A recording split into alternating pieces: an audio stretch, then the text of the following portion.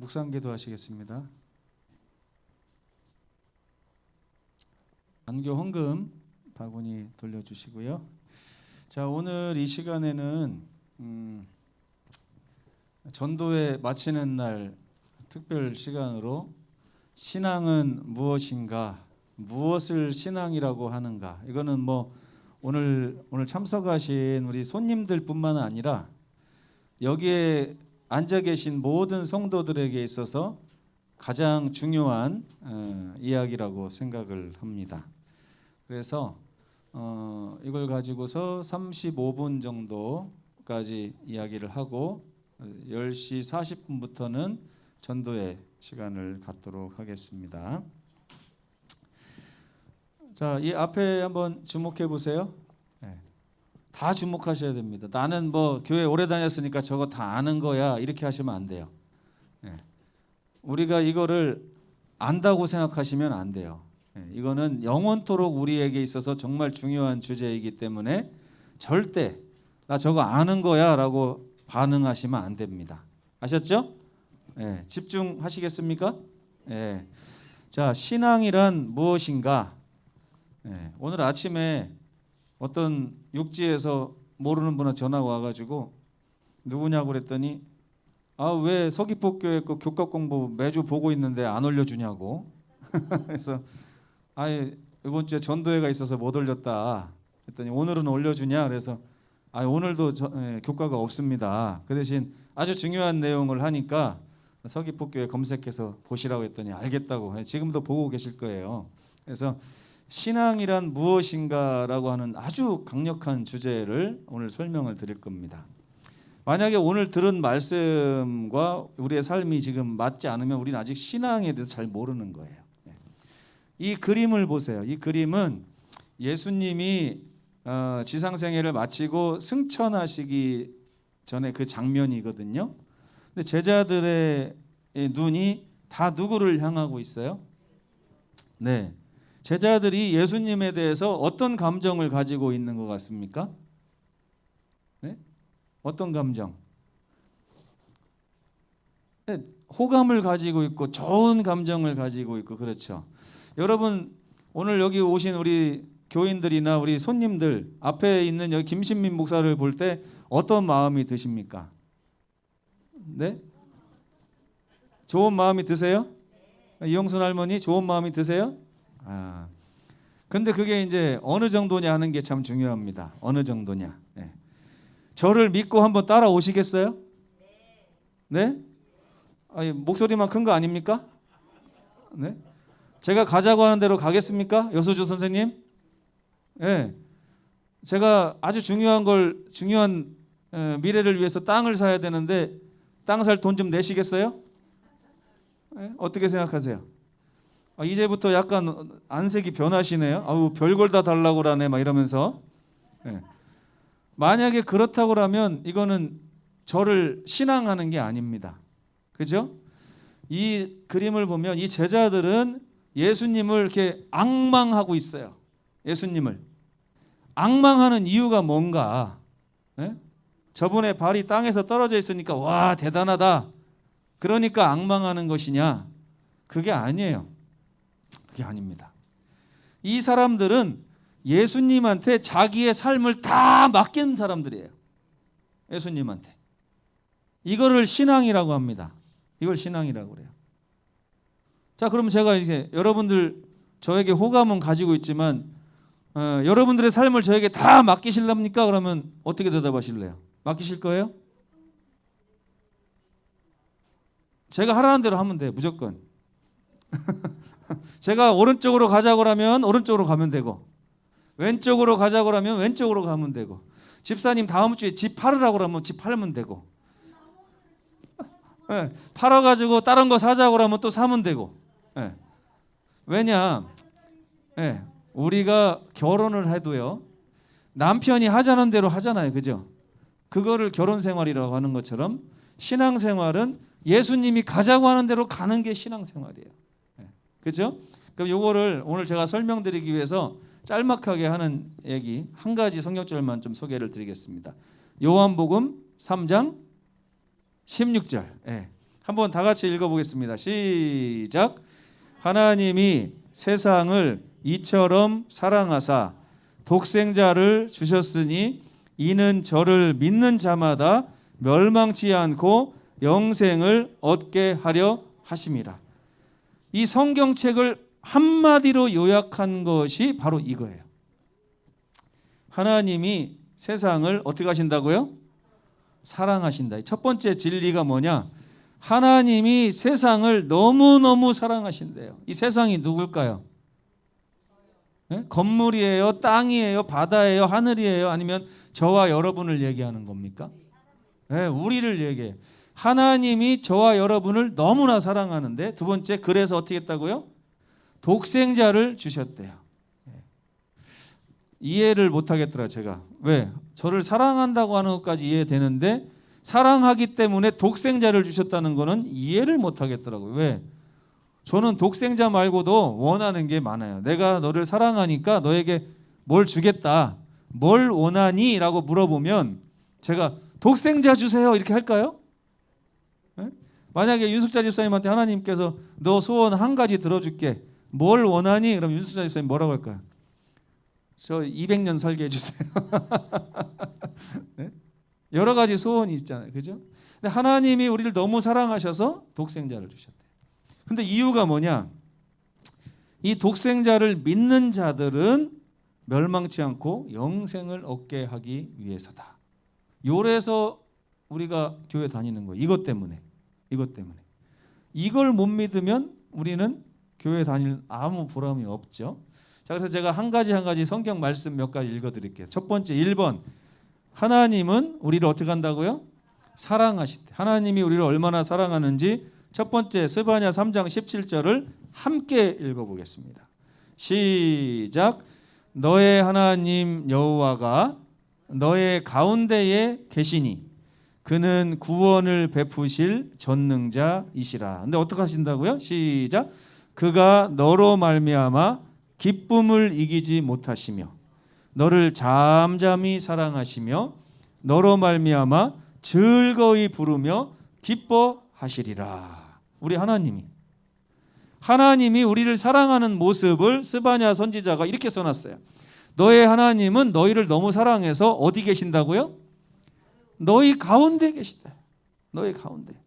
그리고 그는 전능하신 분인데 너희를 어떤 위험으로부터도 어려움으로부터 다 건져내시는 구원자이시다.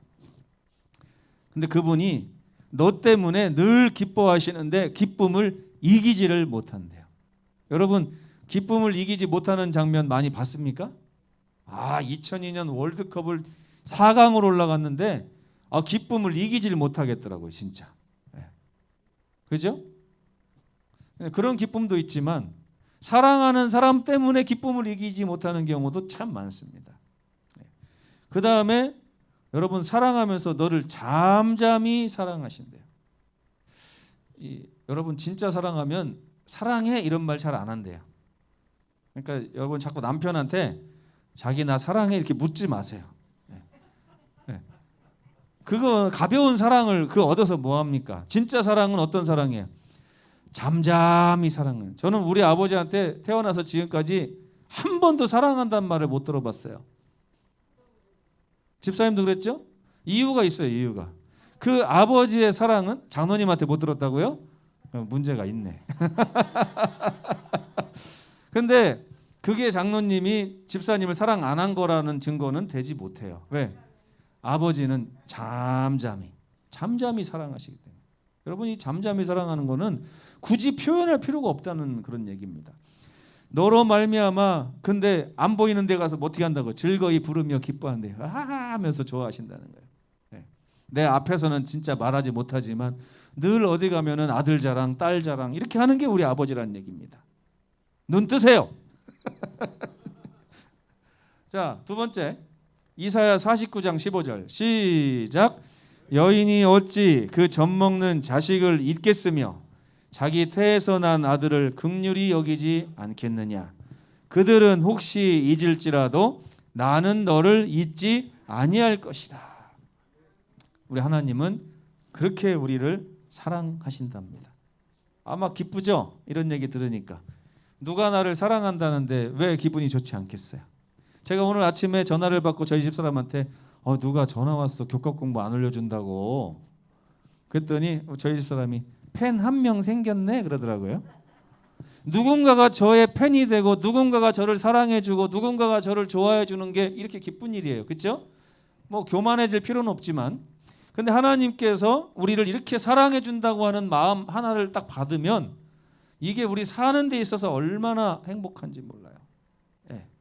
만약에 문재인 대통령이 여러분을 사랑해준다고 하는 게 있다면 여러분 대한민국 살아가는데 문제될 게 있어요? 없어. 그죠?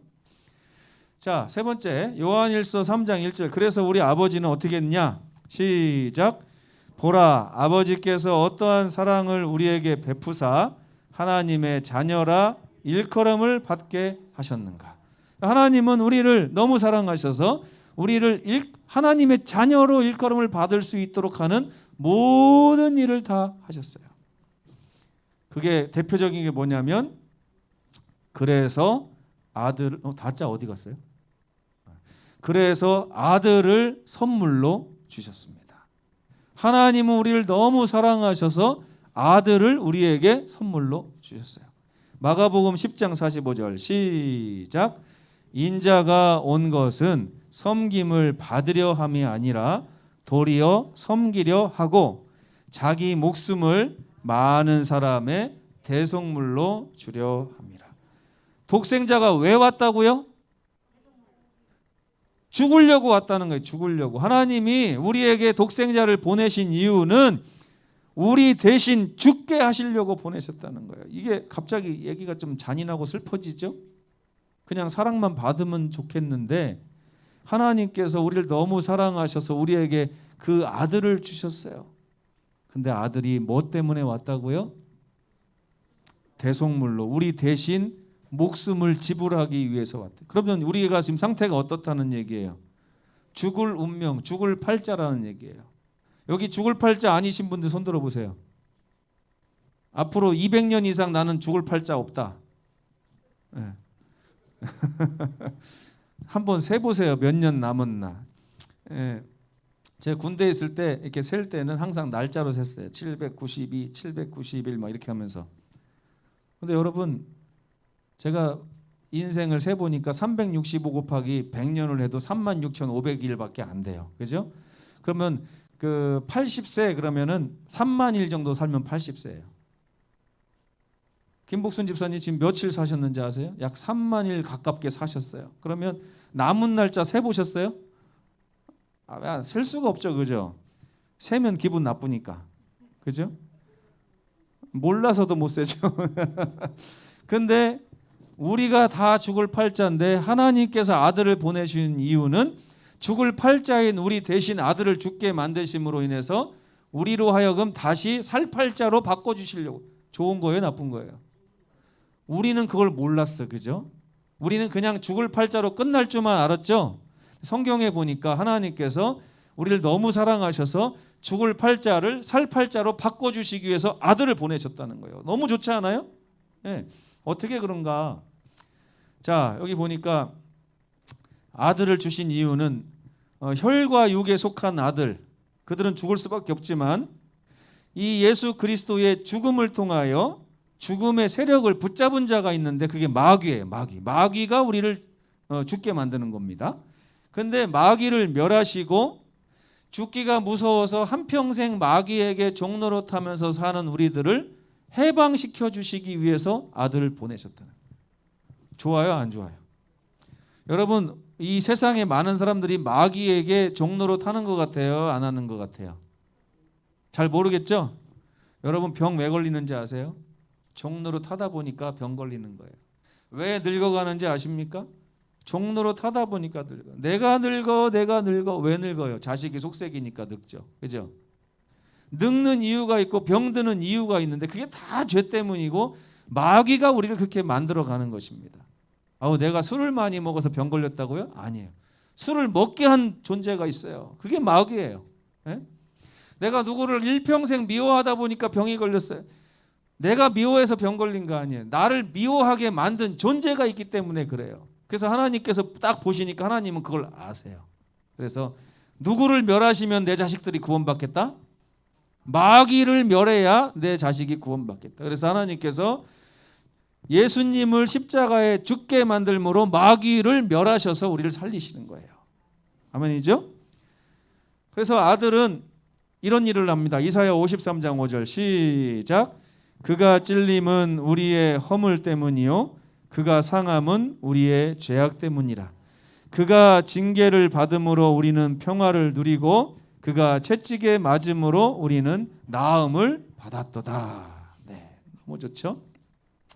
근데 아들을 어떻게 하라고요? 그래서 우리가 그 아들을 부둥켜 안으라는 거예요. 여러분 예전에 햇님 달림 이야기 아세요? 네? 호랑이를 피해서 막 도망가다가 낭떠러지 앞에서 잡히게 생겼을 때 햇님이하고 달림이가 하늘에다가 막 기도를 했어요. 살려주세요. 살려주세요. 하늘에서 뭐가 내려왔어요? 동아줄이 내려왔어요. 동아줄이. 어떻게 하면 살아요? 꾹 잡으면 살죠. 하나님께서 우리에게 아들을 보내주신다면 어떻게 하길 원하세요? 그 아들을 꽉 부둥켜 안기를 원하시는 것입니다. 그래서 마태복음 17장 5절에 이런 말씀이 있습니다. 시작. 구름 속에서 소리가 나서 이르시되 이는 내 사랑하는 아들이요 내 기뻐하는 자니 너희는 그의 말을 들으라.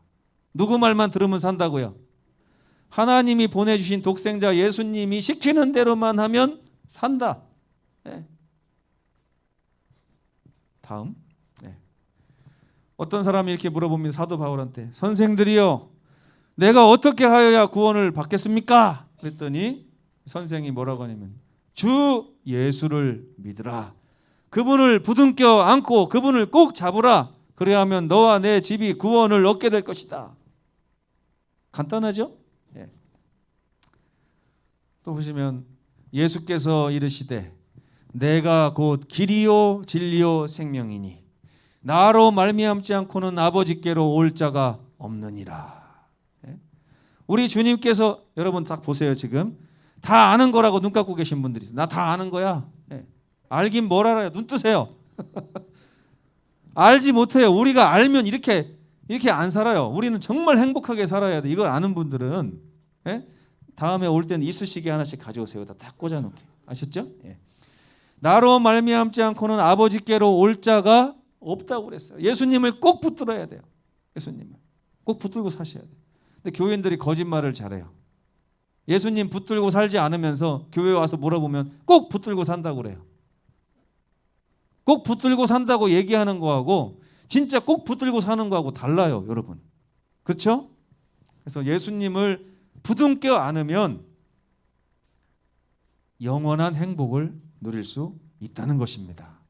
이게 신앙이에요. 이게 요한복음 11장 25절 6절 어떤 일이 먼저 해결되는지 보겠습니다. 크게 한번 읽어볼까요? 시작. 예수께서 이르시되 나는 부활이요 생명이니 나를 믿는 자는 어떻게 한다고요? 죽어도 살겠고 무릇 살아서 나를 믿는 자는 어떻게 한다고요? 영원히 죽지 아니할 것이다. 네가 이걸 믿느냐? 믿어요 안 믿어요? 믿으면 이 교회가 떠나가도록 아멘 한번 해주시기 바랍니다. 3분의 1? 네. 다시 한번 아멘. 네, 감사합니다.